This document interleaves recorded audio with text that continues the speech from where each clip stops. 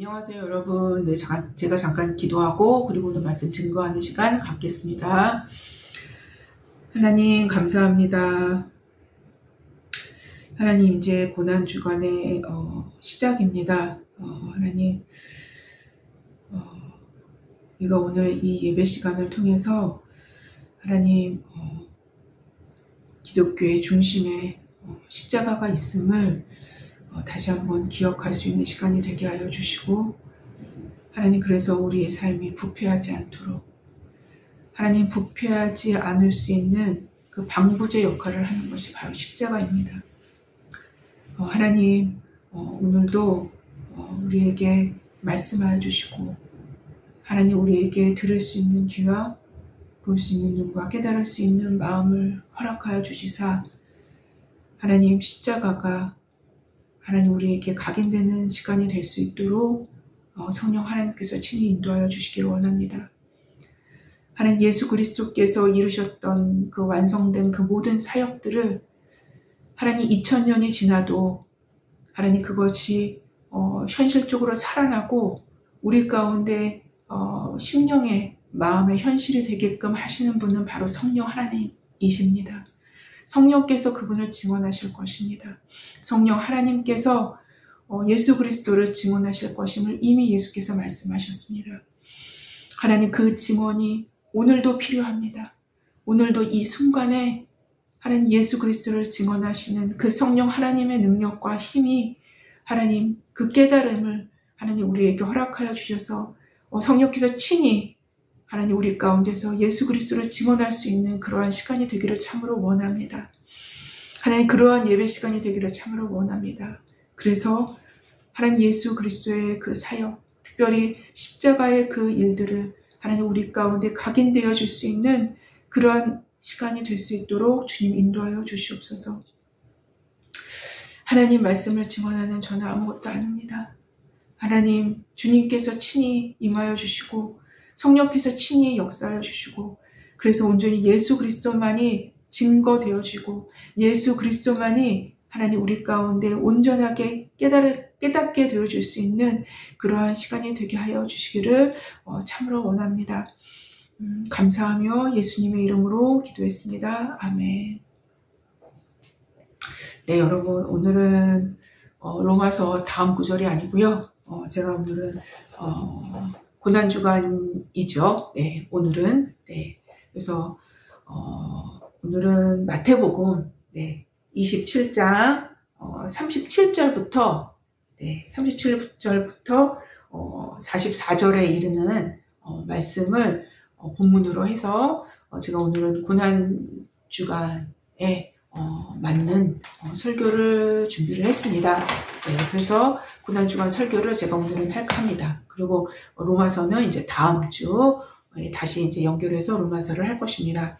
그래서 오늘 말씀의 제목은 십자가, 그리고 하나님의 아들, 그리고 하나님의 자녀라는 제목으로 고난주간 설교를 할까 합니다. 제가 한번 본문을 한번 읽어보겠습니다.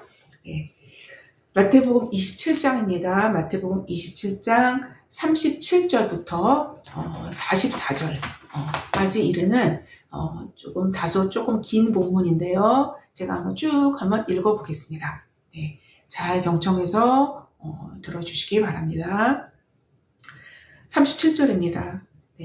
그 머리 위에 이는 유대인의 왕 예수라 쓴 죄패를 붙였더라.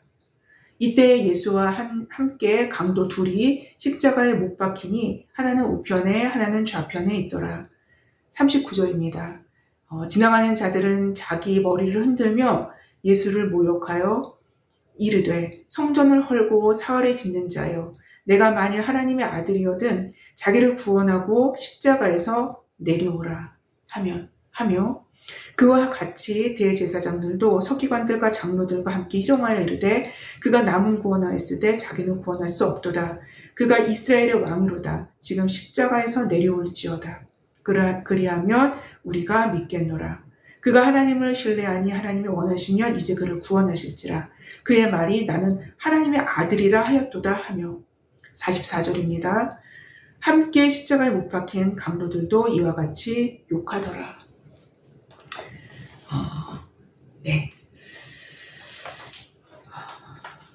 남아메리카의 아마존 강에는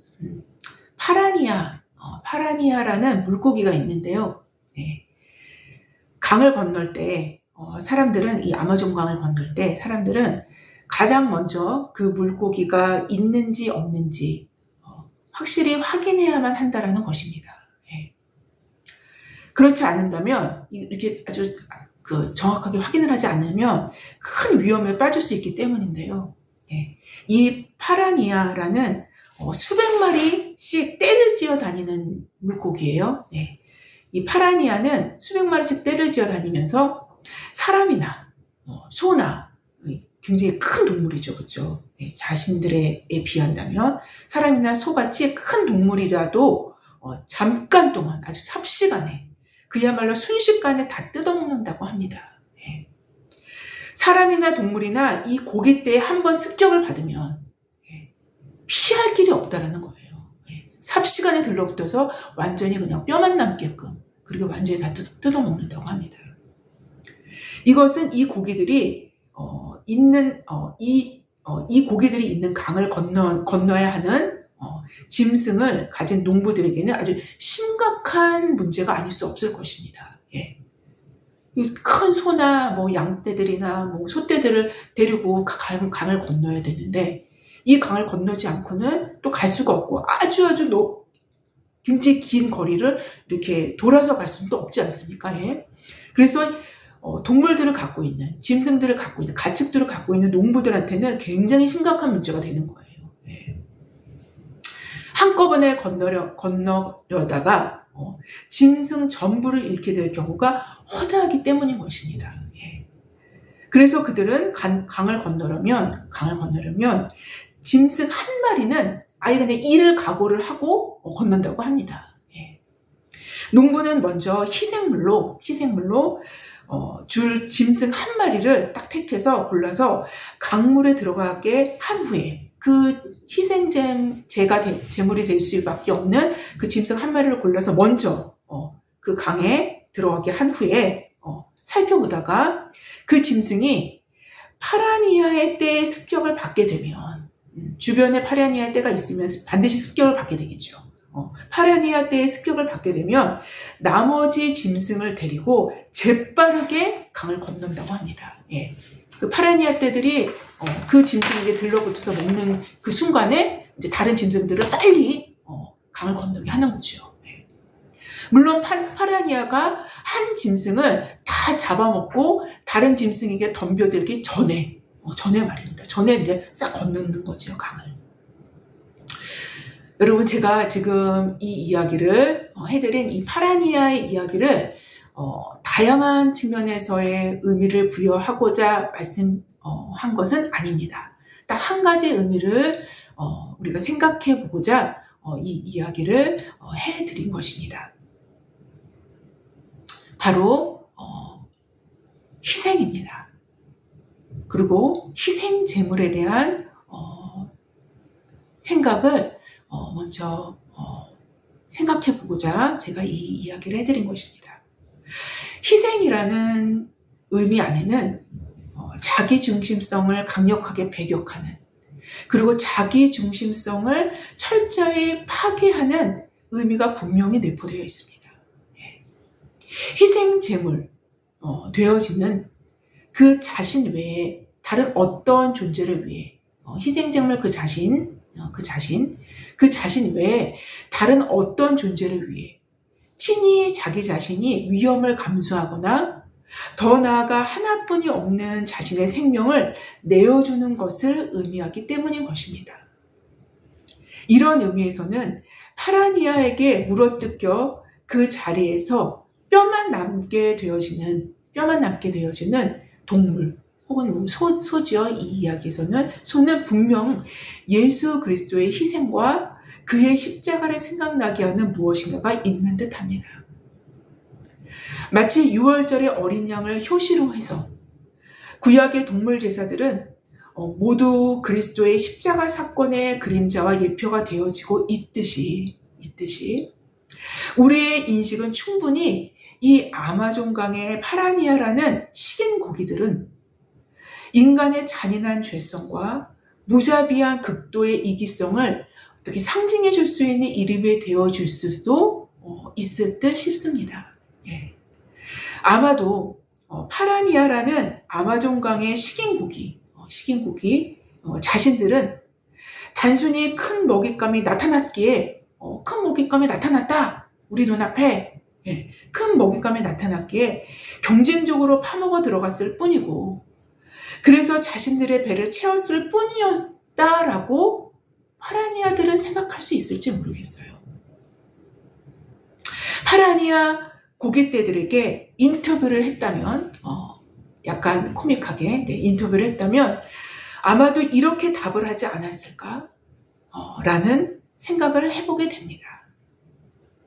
사실상 전 인류는 하나님 앞에서 극도의 이기성을 경쟁적으로 자신의 배를 채우기에 급급한 파라니아의 고깃대와도 매우 흡사한 모습이 아닐까 싶습니다. 예, 분명히 닮은 부분이 있습니다. 못 말리는 이 파라니아 고깃대들의 무서우리만큼 그리고 끔찍하리만큼만한 탐욕적인 식성들을 볼 때 죄의 식성, 곧 개걸스럽게 삼켜버리는 인간의 자기중심적인 죄의 식성들을 우리는 분명히 깨닫게 되기도 합니다. 그리스도께서는 이러한 극도의 이기성을 기초로 한 끔찍한 탐욕의 본성을 갖고 사는 인류라는 고깃대를 위해서 잔인하게 십자가에서 희생되신 것입니다. 그런데 여러분, 우리가 알기로는 하나님은 사랑이신데 사랑의 하나님께서 무한한 사랑으로 그리고 무조건적인 사랑으로 모든 것을 덮어주시고 감싸주셔서 이 모든 인류가 저지른 끔찍한 죄악들을 없었던 것으로 덮어버릴 수는 없으셨던 것인가? 무한하신 그 사랑으로, 조건 없는 그 사랑으로, 절대적인 그 사랑으로. 왜 하나님께서는 그렇게 사랑이 많다고 하시면서 십자가의 혹독하고 끔찍한 형벌이라는 희생의 값을 요구하셨겠냐라는 것입니다.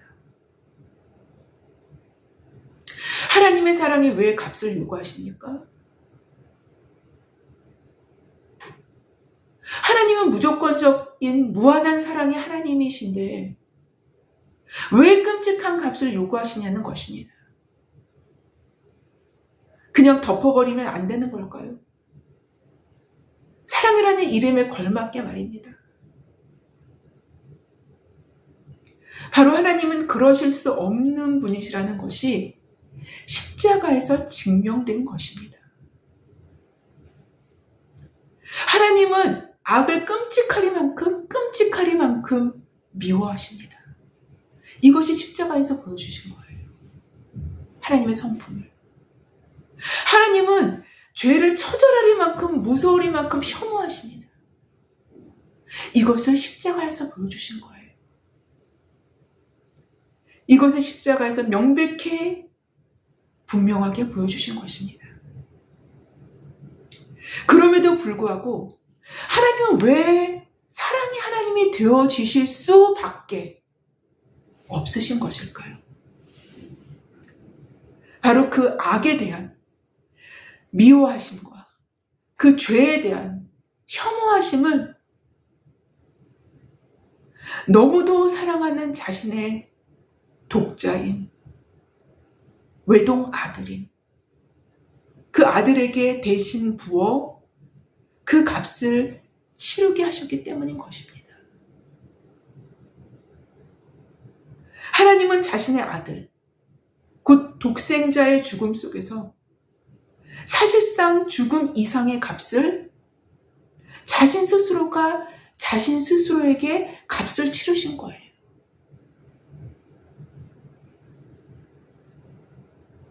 우리를 위해서 말입니다.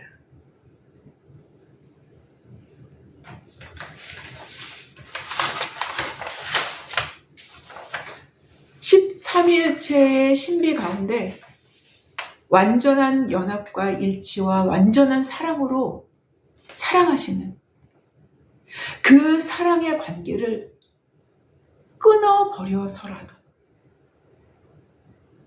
그 죄의 값을 치르실 수밖에 없으셨던 하나님의 의, 하나님의 공의와 그 사랑의 관계를 끊어버려서라도 자신의 친아들의, 독자 아들의 핏값으로 우리를 살리시고자 하시는 하나님의 사랑이 절묘하게 역사의 한복판에서 드러난 것이 바로 십자가 상이었었던 것입니다. 그래서요, 하나님은요, 의의 하나님이시면서 동시에 사랑의 하나님이신 것입니다. 하나님의 가장 주된 특징은요, 사랑의 하나님이시면서 동시에 의의 공의의 하나님이신 거예요. 이것이 절묘하게 십자가상에서 드러난 것입니다. 그래서 십자가에서 바로 십자가만이 하나님을 진실로 알 수 있게 되는 명백한 통로가 되어지는 거예요. 십자가를 통해서 하나님은 하나님 자신을 우리에게 선명하게 제시해 주셨기 때문에 십자가를 통하지 않는다면 하나님을 알 수도 없고 깨달을 수도 없다는 것입니다. 엘리 엘리 라마 사박다니 라는 그리스도의 부르짖음, 곧 하나님 하나님 어찌하여 나를 버리시나이까 라는 울부짖음은 바로 그리스도께서 부활하시기 직전까지 실제로 하나님 아버지조차도 아버지에게서까지도 버림받은 시간이었음을 깨닫게 됩니다. 실제로 버림받은 거예요. 실제로.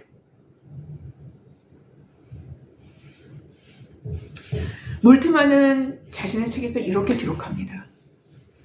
참된 기독교 신앙은 십자가에 달리신 그분을 인식하는 데 있다. 이게 참된 기독교 신앙이에요. 즉 십자가에 달리신 그리스도 안에 계신 하나님을 인식하는 데 있다. 더 정확한 루터의 표현을 빌린다면, 그러니까 몰트만이 루터의 표현을 빌린 거죠. 그래서 이렇게 기록한 거죠. 더 정확한 루터의 표현을 빌린다면 십자가에 달린 하나님의 인식에 있다. 뭐가요? 참된 기독교의 인식. 십자가에 달린 하나님 인식에 있다는 것입니다. 이것이 기독교이며 기독교의 핵심이며 중심인 거예요. 여러분, 이것이 없이는요, 기독교는 반드시 부패합니다. 반드시 부패해요. 이러한 하나님을 알진데 우리는 이웃을 참되게 사랑하기 위하여 죄를 혐오하고 악을 미워할 수 있게 되는 것입니다. 하나님을 알진데, 이러한 하나님을 알진데 하나님을 사랑하게 되면 이웃을 참되게 사랑하기 위하여 죄를 혐오하고 악을 미워할 수 있게 되는 것입니다. 이러한 삼위일체 하나님께서 보여주신 프로세스에는 필연적으로 희생이 따르게 되어 있고, 여기에 나타나는 희생은 참된 사랑의 표현으로 제시됩니다. 이것이 기독교적인 사랑이에요. 참된 사랑은 곧 희생을 동반하게 되는데, 이렇게 사랑은 곧 고통을 낳습니다. 이것에 대해서도 몰트만의 글에서 잘 표현해내고 있는데요. 그는 이렇게 기록합니다. 만약 하나님께서 모든 면에서 그리고 하나님의 절대적인 의미에서 고난을 받을 수 없다면, 고난을 받을 수 없다면 그는 또한 사랑할 수도 없을 것이다. 하나님이 고난을 받을 수 없으시다면 그분은 사랑도 못하신다라는 거예요. 사랑이란 자기의 유익을 고려하지 않고 타인을 받아들이는 것을 자기의 유익을 고려하지 않고 타인을 받아들이는 것을 의미한다. 그렇다면 사랑은 함께 고난당할 수 있는 잠재력과 타인의 상위성을 감수할 수 있는 자유를 그 자체 속에 지니고 있다. 그리고 조금 더 이후에 또 몰트만은 계속 이어서 기록을 합니다. 사랑할 수 있는 자는 고통을 당할 수도 있다. 왜냐하면 그는 사랑이 초래하는 고통에 대하여 자기 자신을 개방하며 그러나 그의 사랑의 힘 때문에 이 고통을 이길 수 있는 힘을 가지고 있기 때문이다. 라고 기록합니다. 사랑과 고통은 굉장한 연관성을 갖고 있죠. 하나님은 하나님은 이 사랑 때문에 고통에 대하여 자신을 개방하신 거예요. 자신을 개방하신 것입니다. 여러분이 만약 여러분들이 스스로 인정하듯 자신이 하나님을 사랑한다 한다면 여러분은 반드시 고통에 대하여, 고난에 대하여 자신을 개방하게 될 것이고 더 개방하는 방향으로 나아가게 될 것입니다. 이것이 곧 십자가의 길이며 제자의 삶인 거예요. 제자는 스스로를 따르는 것이 아니라 선생이신 그리스도를 따르는 것이기에 그의 길을 따라갈 수밖에 없는 길로 십자가의 길로 나아가게 되는 것입니다. 여러분, 십자가의 길은요, 원래 십자가는 죽음으로 향하는 길이죠. 그렇죠? 옛날에 고대에서 가장 잔인한 죽음의 사형 방법이 십자가였지 않습니까? 그래서 십자가는 자기가 죽을 도구를 메고 죽음의 길을 가는 겁니다. 예. 그래서 십자가의 길의 종자점은 사실상 죽음이에요. 그거를 상징하는 게 십자가입니다. 사실상 십자가의 형틀은 그의 길을 따라갈 수밖에 없는 길로 십자가 길로 나아가게 되는 것입니다. 마태복음 27장 37절부터 시작되는 오늘 본문에서는 이렇게 기록합니다. 그 머리 위에 이는 유대인의 왕 예수라 쓴 죄패를 붙였더라. 라는 게 오늘 본문의 이제 첫 구절이죠. 제가 잡은 본문의 첫 구절입니다. 그 머리 위에 이는 유대인의 왕 예수라 쓴 죄패를 붙였더라. 죄패는 그의 머리 위에 붙여 있었던 것과 같이, 예수 그리스도의 머리 위에 붙여 있었던 것과 같이 우리의 죄는 그의 머리 위로 뒤집어 씌워진 채 십자가에 달리신 것입니다. 인간들의 입장에서는 왕이라고 주장하는 예수의 말이 로마 통치하에서 국가 반역죄로 취급할 수 있었겠지만 그는 실제로 유대인의 왕이었습니다.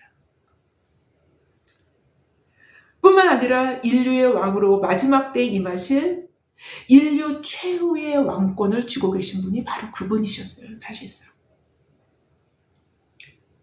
여하튼 이런 의미에서의 왕과 저런 의미에서의 왕 사이에 진리의 증언 가운데 국가 반역죄의 의미를 띤 왕으로 기록된 것입니다. 바로 이러한 왕께서 두 강도 사이에 매어 달리셨고 지나가는 자들은 모두 머리를 흔들 만큼 그의 말을 믿어주는 일말의 흔적도 찾아볼 수 없듯이 모욕의 깊이는 깊어만 갔습니다. 머리를 흔들며 그들은 이렇게 말합니다. 성전을 헐고 사활에 짓는 자여, 내가 만약 하나님의 아들이거든 자기를 구원하고 십자가에서 내려오라 라고 말입니다. 자신의 성전된 몸에 대하여 상징적으로 말씀하신 말씀은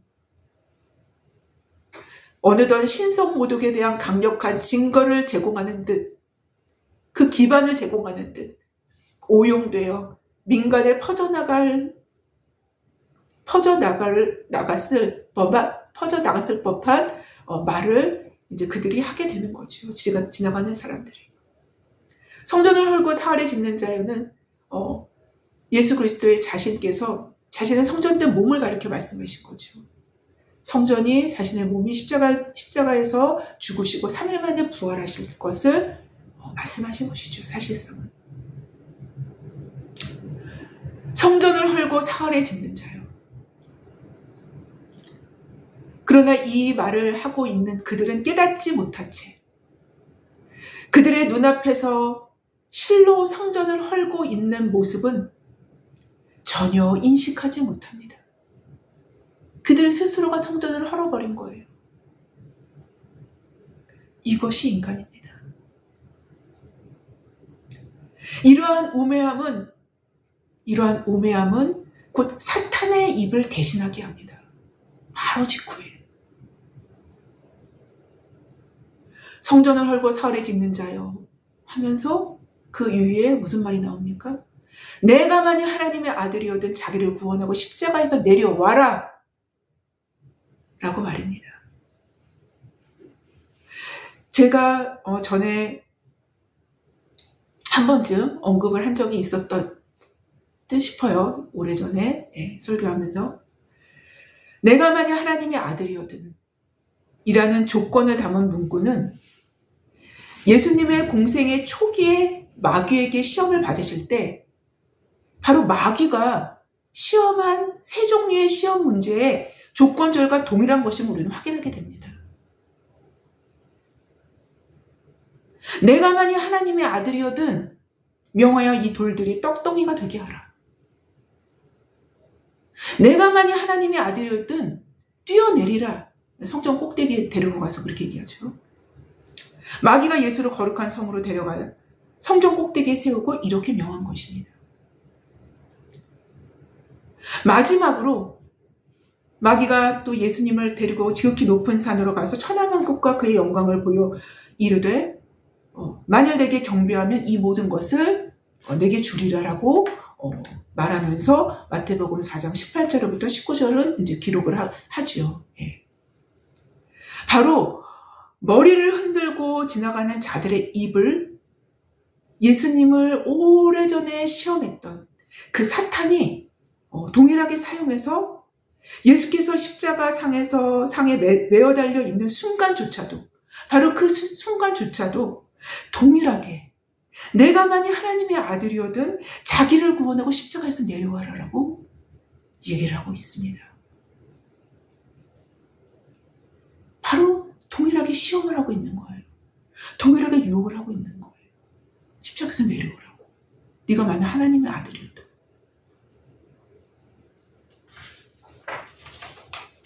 너무도 간교한 것은 내가 만약 하나님의 아들이거든 이라는 너무도 확실하고도 명백한 사실을 걸고 넘어집니다. 사단이.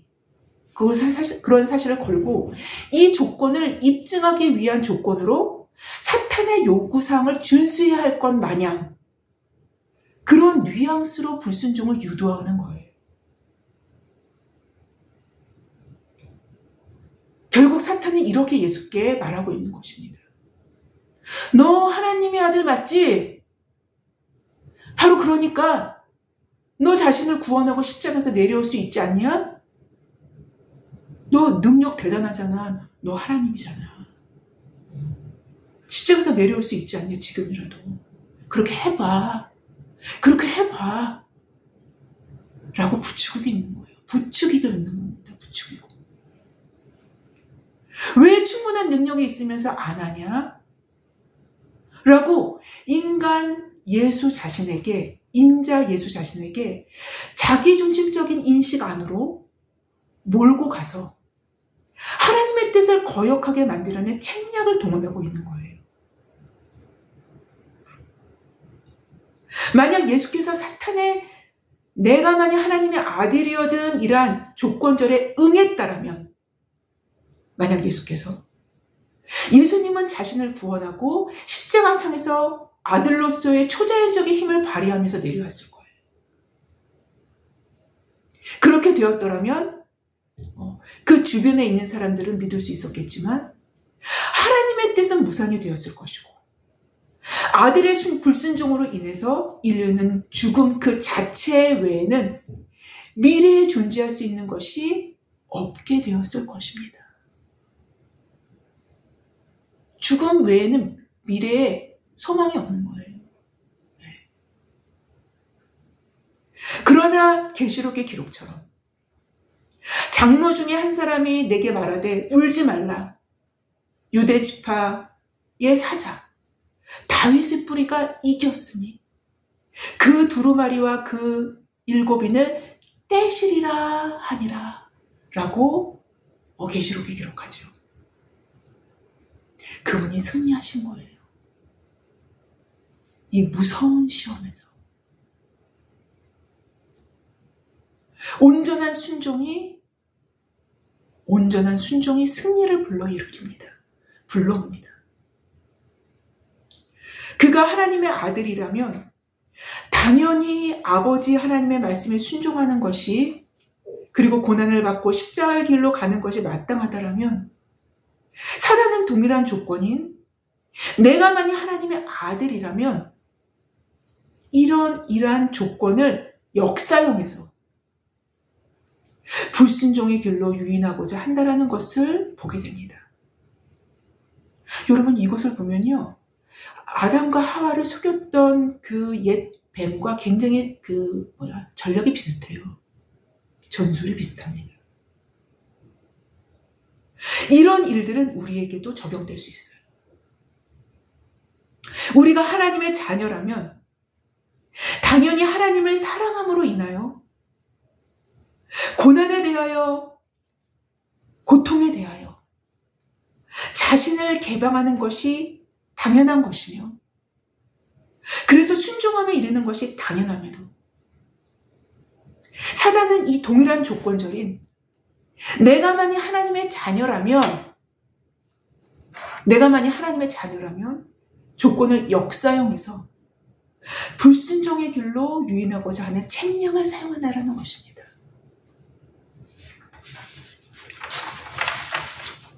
내가 만약 하나님의 자녀라면 너는 자녀다운 너의 지혜로서, 내가 또 하나님이 너를 사랑하시잖아, 이렇게 얘기하면서 너의 지혜로서 내 자신을 구원할 수 있을 것이니 십자가의 길, 고난의 고통의 길에서 내려와라. 고난의 고통의 길에서 내려와라. 그렇게 살 필요 없어. 하나님은 너의 행복을 원하시지. 하나님 너를 사랑하시기 때문에. 하나님은 너의 행복을 원하시지 힘들고 지치고 길고 험난한 고난의 길을 원하시지 않으셔. 그것이 하나님의 본심이 아니야. 십자가에서 내려오라.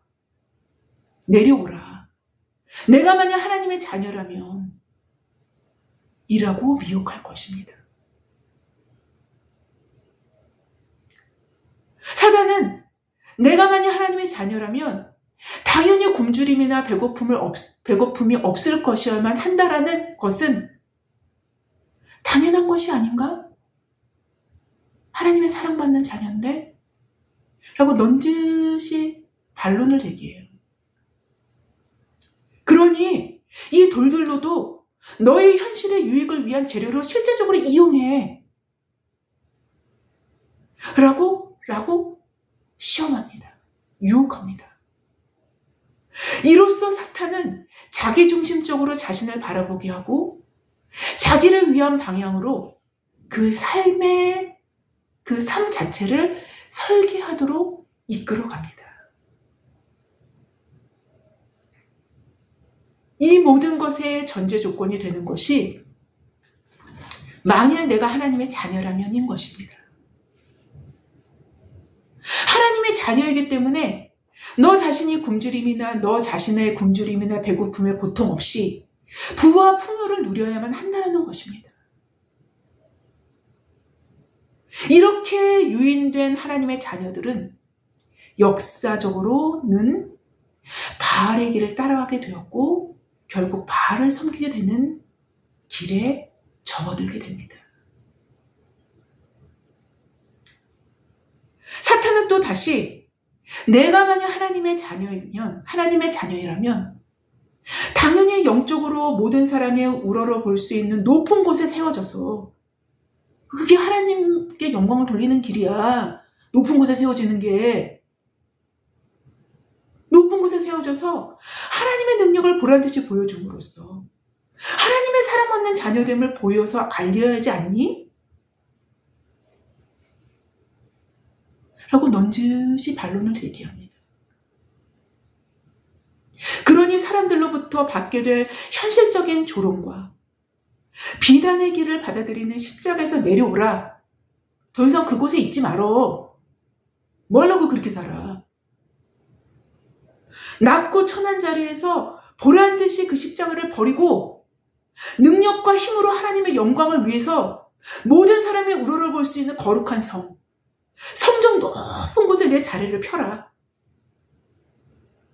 라고 미혹할 것입니다.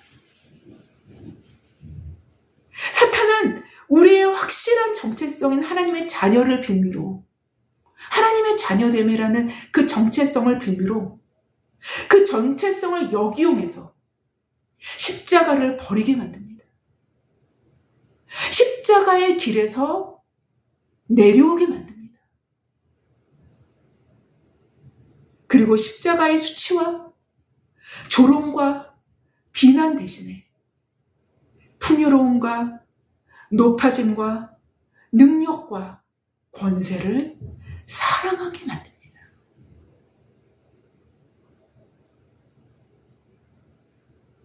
그러나 여러분, 제가 분명한 어조로 말씀드릴 수 있는 것은 우리의 정체성, 그러니까 하나님의 자녀로서의 진정한 정체성은 곧 십자가의 길을 걷는 그 발걸음에 있다는 것입니다. 이것이 자녀됨의 진정한 정체성입니다. 왜냐하면 우리는 예수 그리스도의 십자가의 희생을 통해서 하나님의 자녀로 입양되었어요. 십자가가 없이는 절대로 자녀로 입양될 수 없습니다. 그 통로 자체가 아예 없어요. 아예 불가능입니다. 아예 불가능. 다른 길을 하나님이 주신 적이 없어요. 십자가의 희생을 통해서 하나님의 자녀로 입양되었고 그 자녀됨을 자녀되게 만드는 길은 오직 그리스도의 길을 우리도 함께 갈 때, 그와 동행할 때만 온전히 자녀되게 만들 수 있기 때문인 것입니다. 곧 사탄은 진짜 자녀되게 만드는 길을 거부하게 만들므로 할 수만 있으면 택하신 자들까지 도둑질하려 드는 사탄의 근성을 우리는 간파할 수 있어야 하기 때문인 거예요.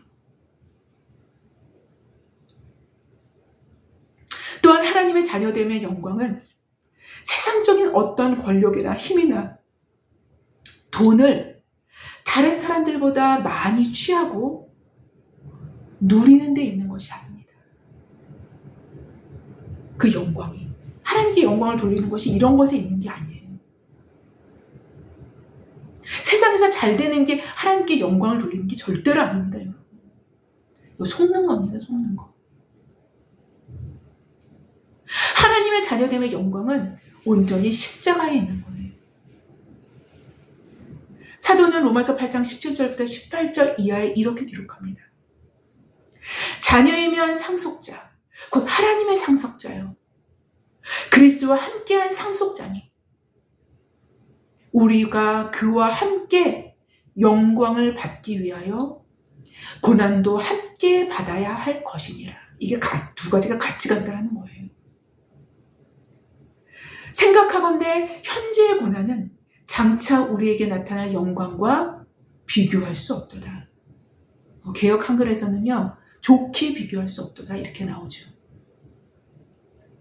이러한 영적 등식은 이런 영적 등식은 너무도 정확하기 때문에 예수님은 요한복음에서 그의 죽으심이 현실적으로 확정되는 시점에 이르렀던 때인 이제 십자가의 죽으심이 거의 이제 확정되는 그런 시점에 이르렀을 때인 곧 가룟 유다가 예수께서 주신 떡 한 조각을 받아 먹고 대제사장들에게 예수를 팔기 위해서 밤에 나갔을 때, 뛰쳐나갔을 때 주님은 이렇게 말씀하시는 것을 확인할 수 있는데요. 성경에서 그가 나간 후에 예수께서 이르시되 지금 인자가 영광을 받았고 하나님도 인자로 말미암아 영광을 받으셨도다.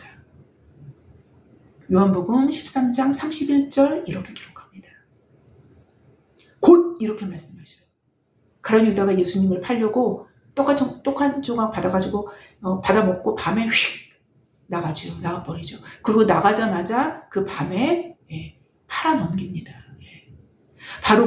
바로 직전에 밤에 바로 뛰쳐나갔을 때 그때 그가 나간 후에 예수께서 이르시되 지금 인자가 영광을 받았고 하나님도 인자로 말미암아 영광을 받으셨도다 라고 말씀하십니다. 바로 무서운 고난의 십자가가 확정되는 순간 예수님은 영광을 받으셨고 아버지도 영광을 받으셨음을 분명하게 언급합니다. 분명하게 언급해요. 여러분, 하나님의 뜻 안에서 받게 되어지는 성도의 고난, 하나님의 뜻 안에서 받게 되어지는 성도의 고난의 십자가의 길은 우리의 미래에 장차 나타나게 될 영광을 확정하게 되기 때문에 고난은 곧 영광이 되게 되는 것입니다. 이게 영광을 확정하는 거예요.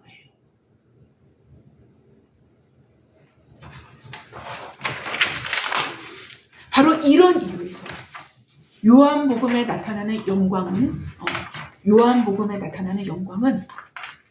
고난의 영광을 의미한다는 것은 고난의 영광을 의미하는 것으로 영광의 확정은 곧 십자가 고난임을 언급하는 것입니다. 이게 요한복음에서 나타나는 영광의 의미예요. 예. 요한복음의 어떤 별명이라고 할까요? 요한복음의 별명은요, 영광의 복음서예요. 예, 영광의 복음서입니다. 예, 이게 바로 사복음서인데요. 바로 요한복음의 별명인 거예요. 예, 영광의 복음, 영광의 신학. 예, 근데 바로 요한복음에서 나타나는 영광은 정확히 이런 의미를 갖고 있어요. 영광의 확정. 은 곧 십자가의 고난임을 언급하는 영광인 것입니다. 이러한 이유는 그만큼 곧 십자가의 길은 그리스도를 현실적으로 따르는 길이기에 그리스도께서 받으신 영광, 그리고 받으실 영광, 앞으로 남겨질 영광도 있죠. 예수 그리스도께서 재림 후에. 그리고 받으실 영광에 함께 참여할 수 있는 영광의 티켓을 얻는 유일한 길임을 성경은 증언하고 있는 거예요. 이게 영광을 받을 수 있는 유일한 티켓이 바로 이것입니다.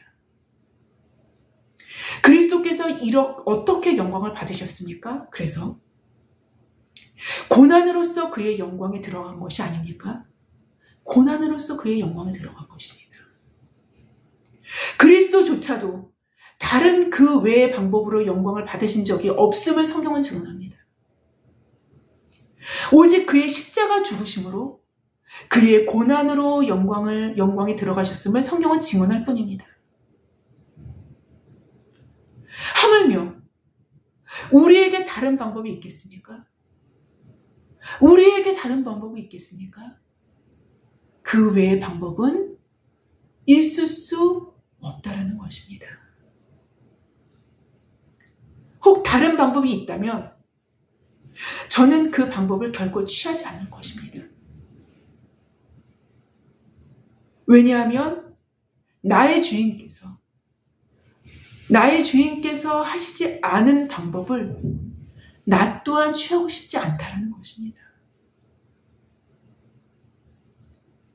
오직 그만을 따를 때, 오직 그의 방법만을 취할 때 우리는 여기에 구원이 있고 영광이 있을 수 있기 때문인 것입니다. 여러분, 십자가만이 참된 하나님을 알게 합니다. 이것이 역사 가운데 정말로 하나님의 사람들이 동일하게 얘기하는 거예요. 동일하게 얘기하는 것입니다. 십자가만이 참된 하나님을 알게 해요. 그리고 그 알을 통해서 영생을 얻을 수 있는 것입니다. 영생은 곧 유일하신 참 하나님과 그가 보내신 자 예수 그리스도를 아는 것이니이다. 라는 요한복음 17장 3절 말씀은 이러한 십자가가 응축되어 있는 말씀인 거예요. 응축되어져 있는 말씀이에요.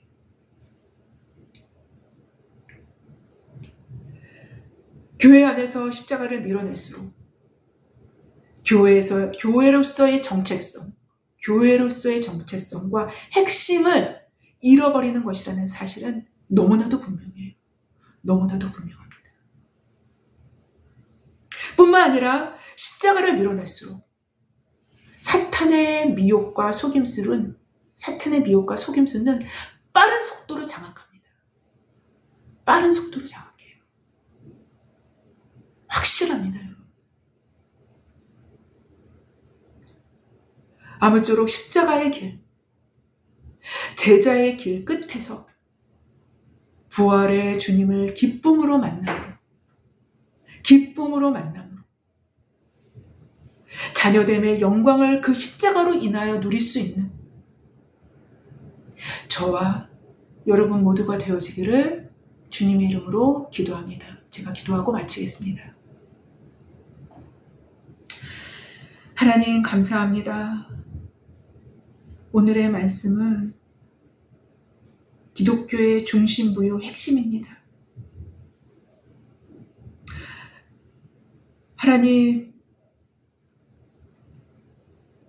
우리가 예수 그리스도를 닮기를 원합니다. 그분의 길을 닮기를 원합니다. 그래야 부패하지 않을 수 있습니다. 이것이 부패를 막는 방부제의 유일한 길입니다. 유일한 길입니다. 유일한 길입니다. 유일한 길입니다. 하나님, 구원의 여정이 우리에게 남아있을진데